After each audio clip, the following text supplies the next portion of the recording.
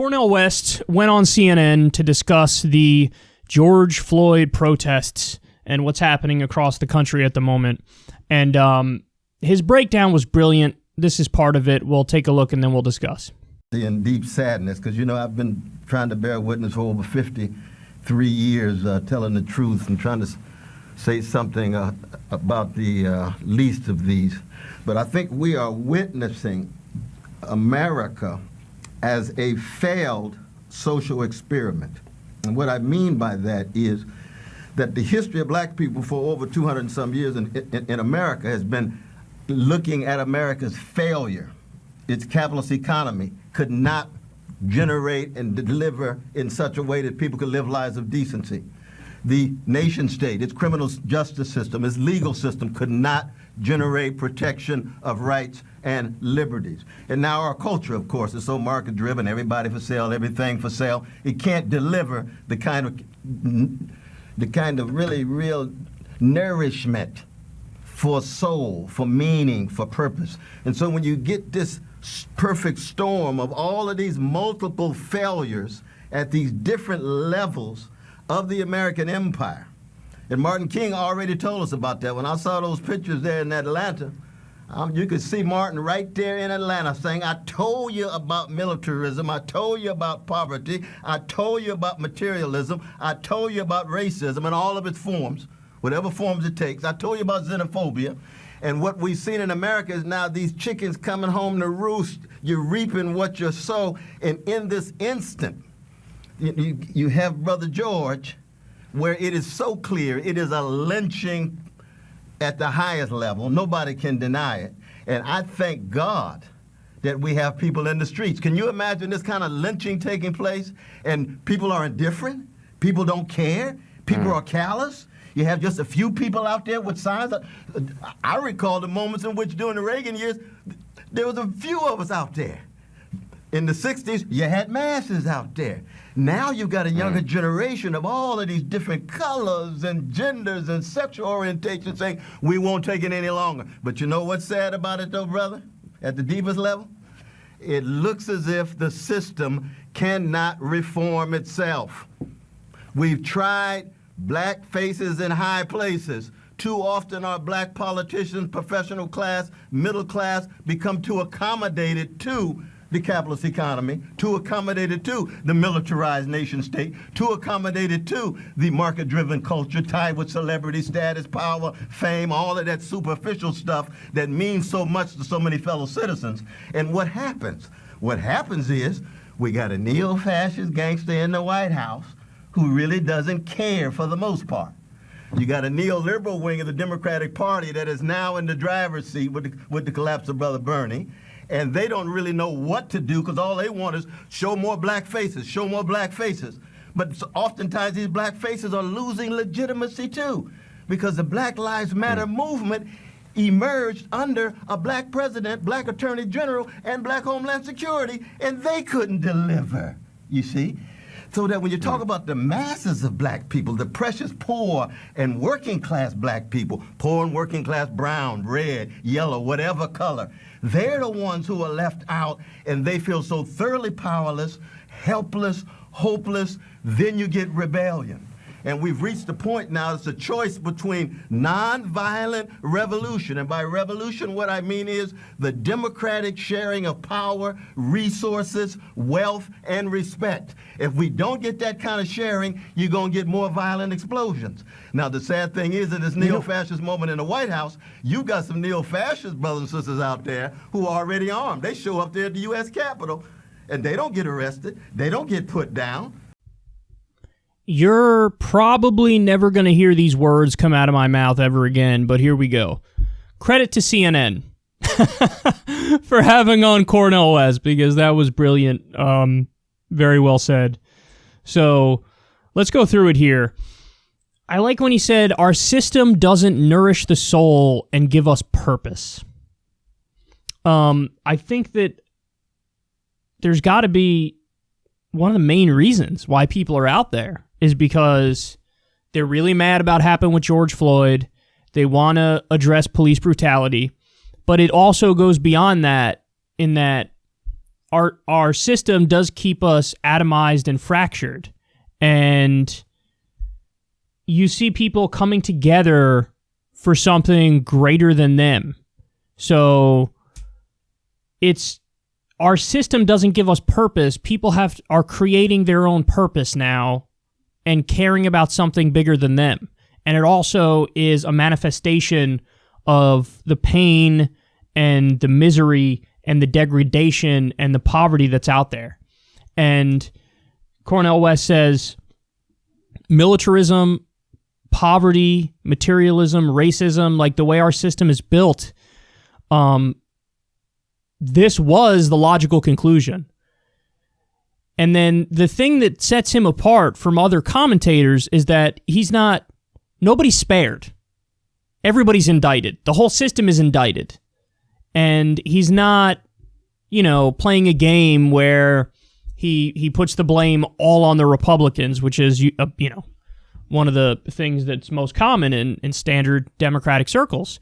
He says the system cannot reform itself, which means, and he laid this out beautifully. He said Black Lives Matter started under a black president with a black attorney general, and they couldn't deliver. And when he says the system can't reform itself, that's him saying direct action is the only way, which led to, I think, his most important point, which is we're put in a situation now where it appears like it's either going to be nonviolent revolution or endless violence. So you need to set up a system that has a more democratic structure, democratic power sharing, a more democratic economy, ameliorate the extreme ills of capitalism or corporatism, and give people a fair shot, give people more equal power, give people, a piece of the pie, some wealth, or you're going to see, continuous violence. So he's really making an argument here for left-wing values. And I think it's an amazing breakdown. I think it's a brilliant breakdown. And the thing that, I keep coming back to, because I see no way around it, is that, yes, the spark that led to this was George Floyd and the clear instance of police brutality. And so police brutality, in many ways, is at the center of this. But at the same time, you can't tell me that everything else isn't also feeding into the moment. Like somebody said on Twitter, the way that they're describing this in British newspapers is interesting, because they're saying it's only about George Floyd. Like the stuff that's happening all across the country in all these major cities, like that's about George Floyd, period. And it's like, that doesn't really capture it. That's not it. That's a big part of it, yes. Reforming police departments, ending police brutality, bringing about justice, not just arresting these police officers, but prosecuting them, finding them guilty. Like, that's all part of it. But don't tell me that the current state of our country doesn't also weigh into this. Don't tell me that the fact that we're in a Great Depression as we have a pandemic, don't tell me that doesn't play into it. It absolutely plays into it. It absolutely plays into it that we're going to have a mass eviction and foreclosure crisis as soon as the pandemic is officially declared over and we get back to business as usual. People can't pay the bills right now. So we have a Great Depression, we have a total economic collapse, and we don't have UBI, we don't have universal health care, again, in a pandemic. 43 million people, up to that many, are going to lose their health care now in a pandemic. Don't tell me that doesn't play a role here. Don't tell me it doesn't play a role when you have the pandemic and an economic depression hit, but the government steps up to bail out the stock market and corporations. A $5 trillion bailout package for the wealthy with no strings attached and no oversight. At the same time, the people got crumbs, a one-time $1,200 payment, and now they're asked out. Now they're screwed. What now? What are they going to do? That's how you get, the pent-up anger, aggression, misery, frustration. People see how disgusting and unfair and lopsided this system is. The deep income and wealth inequality. The fact that people feel like they have no chance at anything. And on top of that, police wantonly murder people. What did you think was going to happen? What did you think was going to happen? Of course there was going to be a backlash. Of course there was. I'm not defending the most egregious actions of rioters or looters. I'm not okay with, ransacking a small business. That's not right. But what I'm trying to explain to people is that it's like a math problem. Doesn't matter what you try to do to obfuscate, 3 + 2 = 5. So what just happened is a clear example of this is what happens when you do what's been done. This is gonna happen. And here we are. So Cornel West, as usual, brilliant, breaks it down perfectly. And I hope he's allowed on mainstream media more.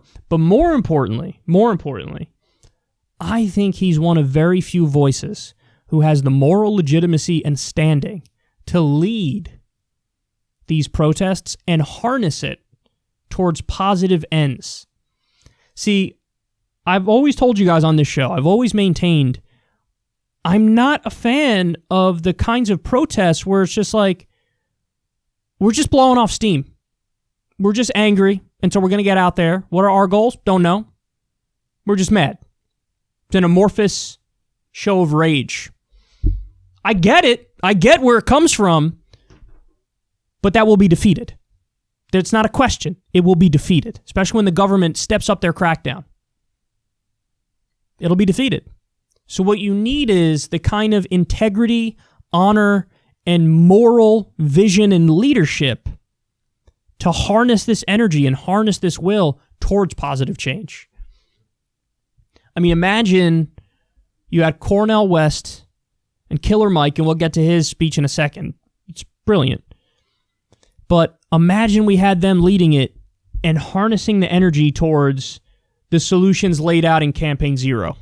End broken windows policing, community oversight boards, limit use of force, independently investigate and prosecute, community representations, body cameras on the cops, no exceptions, training for de-escalation, end for-profit policing, demilitarization, fair police union contracts. Imagine the energy was harnessed towards that. Imagine the energy was harnessed towards UBI and a living wage and Medicare for all. But you need that kind of leadership. You need the leadership. I know some people are very much in favor of like a decentralized thing, and there are reasons for that, but the only way you get the real change is by having a vision, being consistent, being persistent, and being unapologetic. So I hope that, he kind of takes the reins of this, because I think he's one of the few voices who's equipped to lead in this moment. I'm not a big believer in hardcore identity politics, but I don't think a white kid from the suburbs like myself is fit and equipped to lead in a moment like this.